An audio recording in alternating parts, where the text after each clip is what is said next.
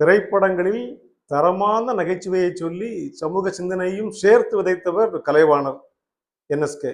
அவரை கலைவாணர் என்று சொன்னால் தெரியும். அவரை போல நல்ல நகைச்சுவைகளை சொன்னவர்களுக்கு அவர் பெயரே சொல்லுவார். மேடையில் கூட மேடை கலைவாணர் என்ன சொல்லுவாங்க. நிறைய செய்திகளை அவர் சூசகமாக சொல்லுவார். அல்லவர் சத்தம் போட்டு பேச மாட்டார், மெதுவாக தான் பேசுவார். அதுல இந்த கணவன் மனைவி நகைச்சுவைகள் என்று இன்றைக்கு மேடையில் அதுதான் பரவலாம். ஒரு பேச்சாளர் மனைவியை குறை சொல்லி பேசினா எல்லாரும் கைகட்டி கேட்கறாங்க. அதுக்கு என்ன காரணம்? நானே பேசியிருக்கிறேன். அப்படி பேசாவிட்டா கூட அப்படி ஜோக் அடிங்க சார், ஃபேமிலி ஜோக் அடிங்க சார்ன்னு சொல்றாங்க. அப்படி சொன்னா ஏதோ ஒன்று கைத்தேற்று ரசிக்க தகுந்த அளவுக்கு இருக்கிறது.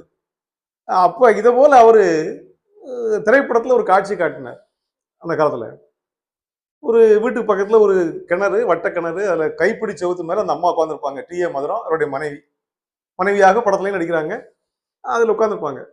அந்த அம்மாவுக்கு சந்தேகம் திடீர்னு என்ன கேட்பாங்கன்னா, ஏயா தோஷம்ங்கிறாங்க, சந்தோஷம்ங்கிறாங்க. தோஷம் சந்தோஷம் இந்த ரெண்டுக்கு என்ன வித்தியாசம்? தோஷம்னா என்ன, சந்தோஷம்னா என்ன அப்படின்னு அவங்க ரொம்ப சீரியஸா கேட்பாங்க.